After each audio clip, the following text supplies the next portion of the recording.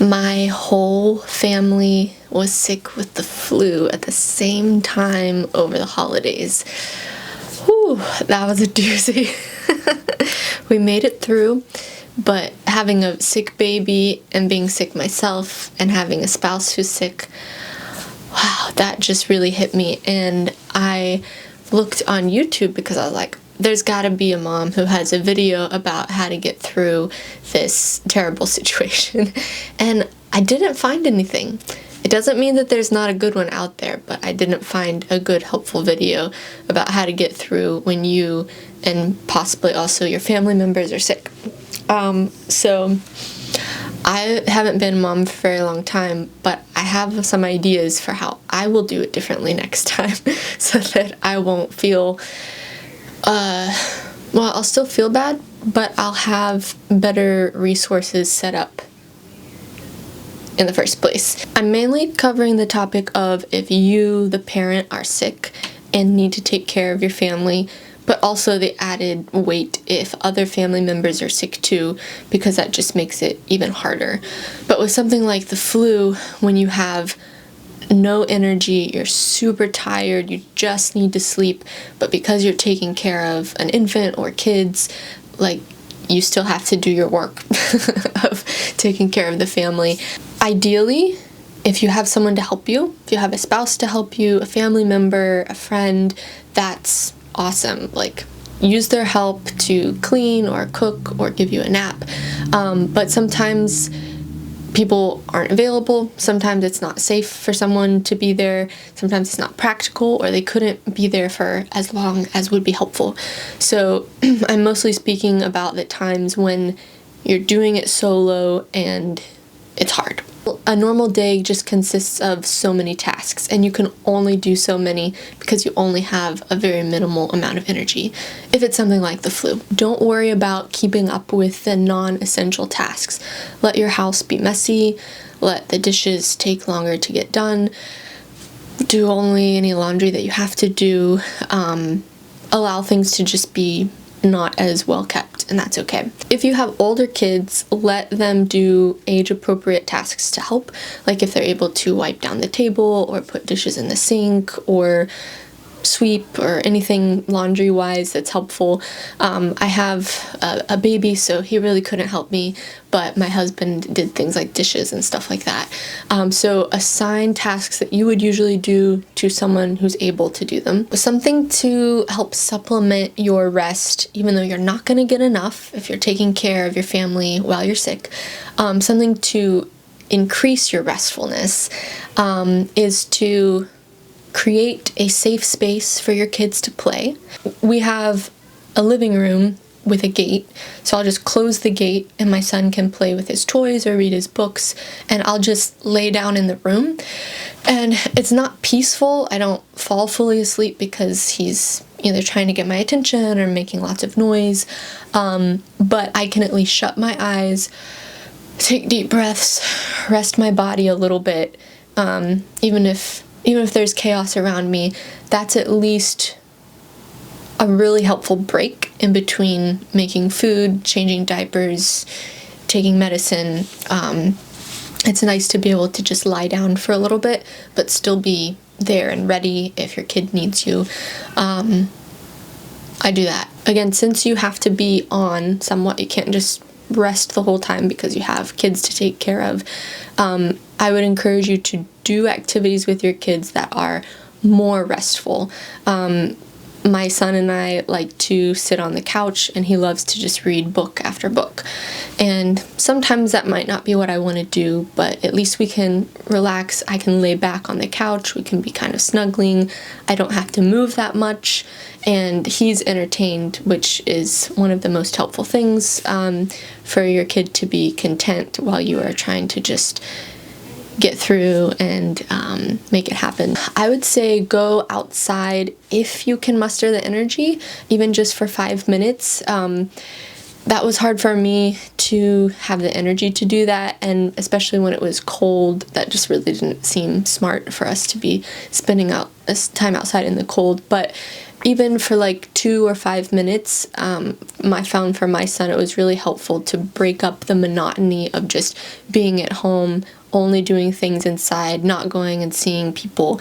Getting to spend some time outside in nature was really helpful for him to have a break, a mental break, a shift, and not feel so cooped up or stuck. Some things that you can do ahead of time, because you will be sick again and you can prevent it from being as bad as it could be. Making nutritious meals ahead of time and freezing them. Trying to make food when you're sick obviously is just exhausting and not really very feasible. So it's a lot easier to just defrost some soup or throw something in the oven that you already made. I would say buy fresh ginger, dice it, and then freeze just little ice cube amounts of it in your freezer. I have another video about how to make strong ginger tea from fresh ginger root. You can check it out. But it's very anti-inflammatory. If you have a sore throat, it's really helpful, but it also just helps the body to feel better when you're sick. So I would just have that already diced and frozen so that if you're sick, you can pull it out, throw it in a pot of boiling water for 20 minutes, and then drink the disgusting but very helpful tea. The things that would be your go-to in your medicine cabinet might be different, but have things like a neti pot on hand, over-the-counter medicines, saline spray, vaporizer, humidifier.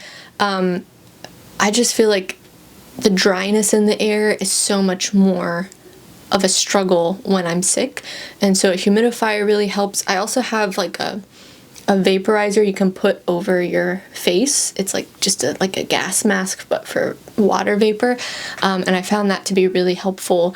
If you can have those humidifying machines already ready to go with some distilled water, to have those on hand ahead of time, because again, one of the hardest things for me was completing the tasks to help myself get better and to just help my family eat and exist and have what they needed. So the fewer tasks, like going out to get some cough medicine or going out to get distilled water for your humidifier, it will save the energy that you need if you already have those things on hand. Another thing to just have ready to go is an established relationship with a doctor that you trust.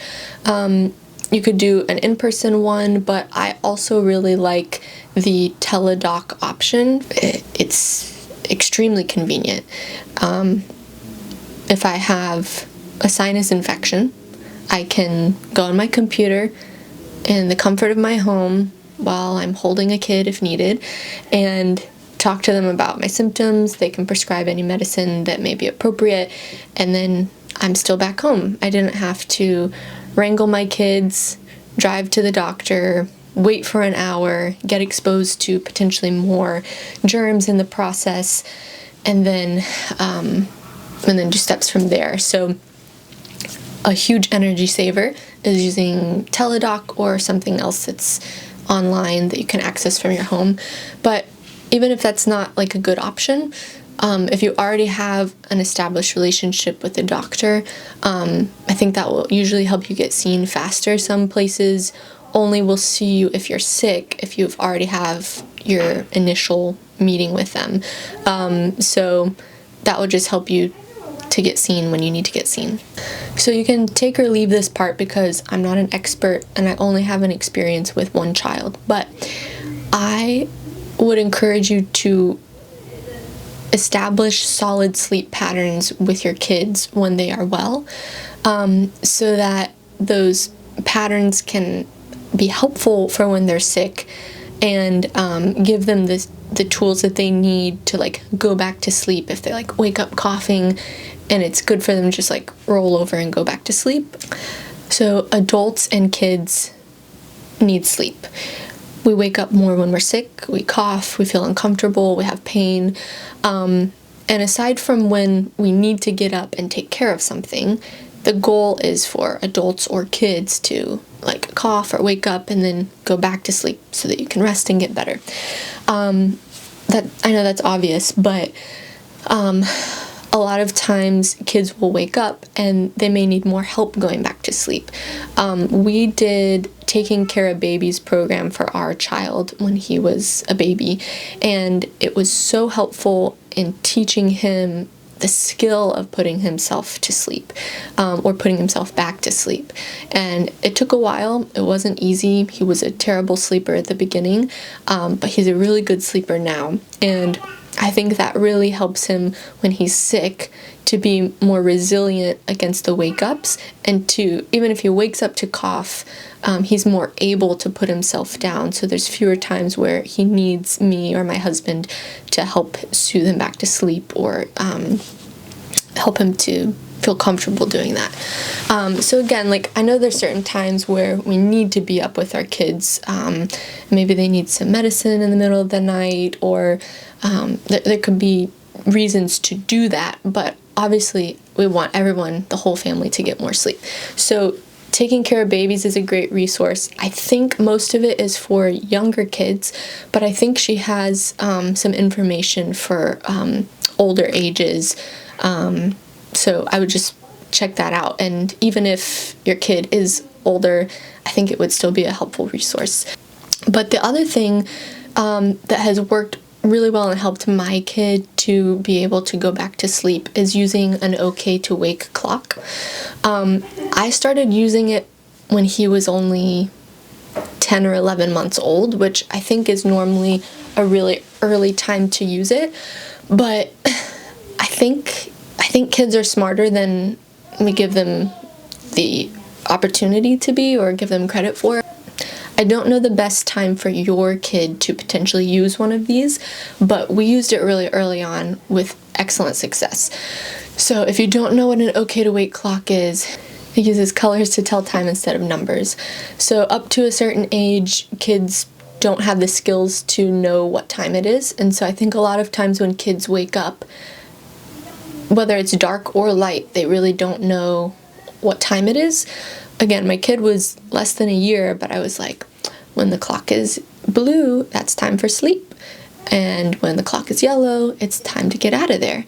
And I would just repeat that a few times. I would just keep the boundary, like if he woke up before his clock was ready, I would come in and I would say, oh, your clock is blue, it's still time for sleep. And I would lay him in his bed and leave the room.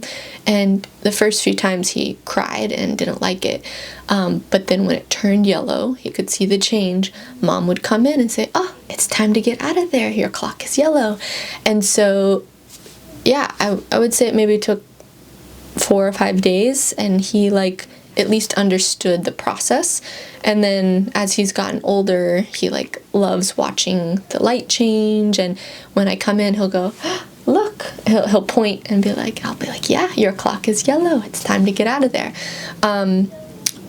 The reason that I think that's helpful, if you don't have one and if you struggle with kids waking up in the middle of the night in general, or when they're sick, it helps my son, who's maybe not feeling good when he's sick. When he wakes up and doesn't feel good, he can look and be like, oh, it's still time for sleep. Okay. And he'll just know there's that boundary, because mom doesn't take me out of the room or come get me when it's time for sleep. So then he won't try and cry out for me. He'll just be like, okay, it's time for sleep, and go back to sleep. Again, there's sometimes where he does cry out for me, and when he does have an actual need, and so I'll usually go in and give him what he needs. I try and stay in the room and not take him out, so that it still has the nighttime boundary. But all that to say, the OK to Wake clock, I think, helps my son sleep better when he's sick, because it helps him know what time it is and what he should do when he wakes up. And that helps me to sleep better and helps him to sleep better. This is different for kids with different ages, but with kids who are younger and are still developing their language and communication, it might feel a little weird for a mom to be less energetic, less smiley, just not having the energy to do what we normally do. I think it's been helpful for me to establish a sick vocabulary with my son. So when he bonks his head or he falls down, I'll use the same words like, you're not feeling so good, or that's hurting. And so like we repeat those words in like regular life things so that when I was sick, I was able to use that same vocabulary with him so that he could kind of know, oh, something's different. Mom's not feeling good. Kind of like, I haven't felt good. Okay, I can understand why things seem different right now. So, if you have younger kids and you want to help them understand why mom or dad is acting different, I thought that was helpful for my son to have a little bit more frame of reference for what was happening. There's this really great book, Boundaries with Kids. There's a book that's just boundaries. That's also great as well. But I would encourage you to read it and implement the things in the book with your kids, just regardless for your quality of life. But I've found that it's been really helpful when I'm sick because I have to have different boundaries with my son in terms of activities that we do together. So like I might play with him for a little bit, but then I need to go lay down and rest on the couch. And so because he has already been learning and experiencing boundaries that are set for him, it's easier for him to receive it when I say, you can play, but mama is going to rest now. Kids are used to a certain amount of engagement with us, and so I think it's helpful to have boundary language, boundary experiences, so that when the boundaries shift, when someone is sick, a caregiver is sick, I think it's easier for a kid to respond to that in a positive way. I mentioned it's great to get help from family members if they're available. My next thought is to cultivate community. So this is an ahead of time thing as well. If you're sick and a friend can bring by some food or drop off some medicine and go get it for you. But some people don't have a great support system where they are. There might be in a new place, isolated for many different reasons, and a lot of people are parenting alone.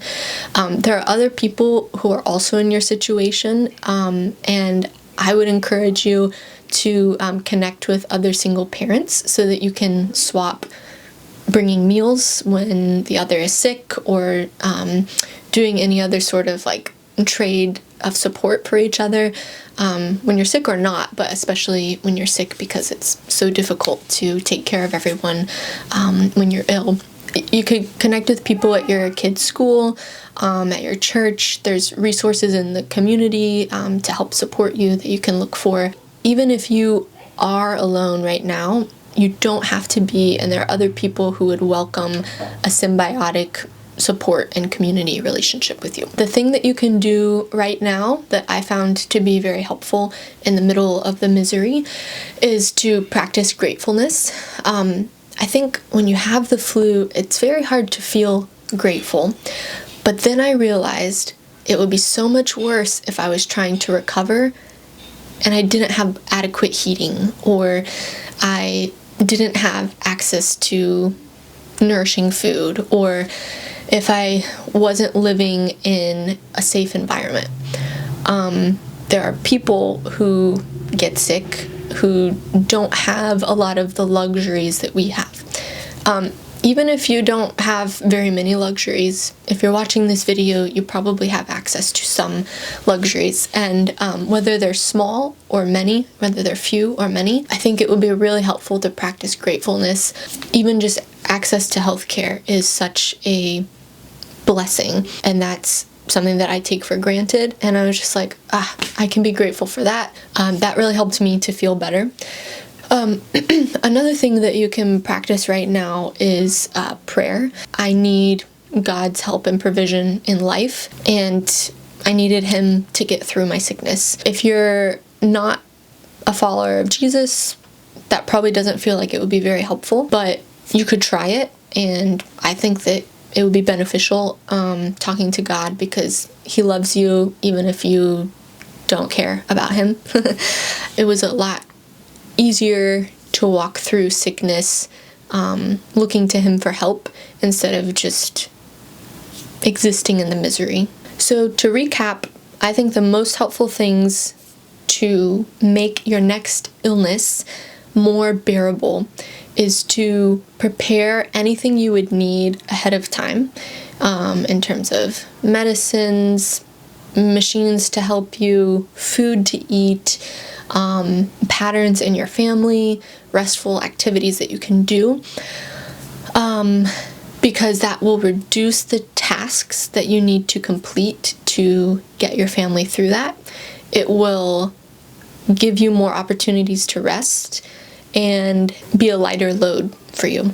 I can't make you not sick. I can't take away the bad feelings that you have, but I encourage you to do the things that will help you be less tired, enjoy a little bit more rest, and just have a more functional time with your family while you're getting through it.